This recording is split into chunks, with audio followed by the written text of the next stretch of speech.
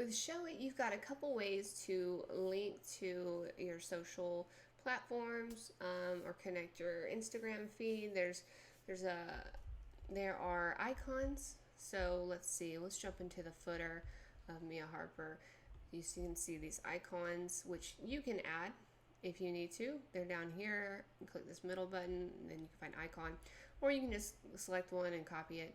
But so this is a Facebook icon. You can choose it. Any of these icons right here. Say you don't need Facebook, but you need a LinkedIn. You can change it to that. And then you can also adjust like the settings in case you want it to be a different color.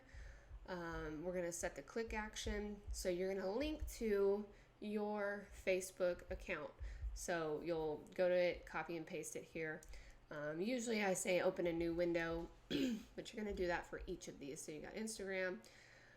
If you change it to, like I said, LinkedIn, you'll paste that one there. You can also link to your email address. So you can do an email. You can also do a phone.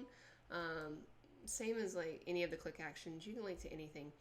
But for these, you're going to link to URLs or email or phone as needed. Now, your Instagram feed. What this is kind of a recent update with Showit. They've integrated a feed for you, and you add it by going down here to Social Grid if your template doesn't have one. Now, if your template has one, then you can just literally edit this as needed. You would connect your account, and then it will populate, and you can adjust the settings if you want 1 row, 2 row, so on. You can also set fallback images in case for some reason something's not working or you're not ready to connect your Instagram. Maybe it's a new Instagram account, you don't have much on it, you don't want to highlight it yet. You can just put some images here. But if you have one of my older templates, then I may not have updated this yet. So you would just go to, like I said, the social grid right here and add it yourself and just kind of play with it and tweak it as needed.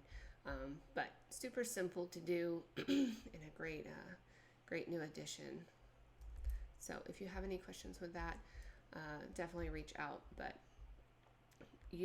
one thing is, so as you set these, unfortunately, when you set like your Instagram one right here, you still have to go and do it as well, like over here on your mobile nav. It doesn't apply everywhere. So anywhere you have an icon, you need to copy and paste your URL there. Unfortunately, it's not universal, where you can just plug it in one place and it'll connect it to all the icons. So just don't forget that part.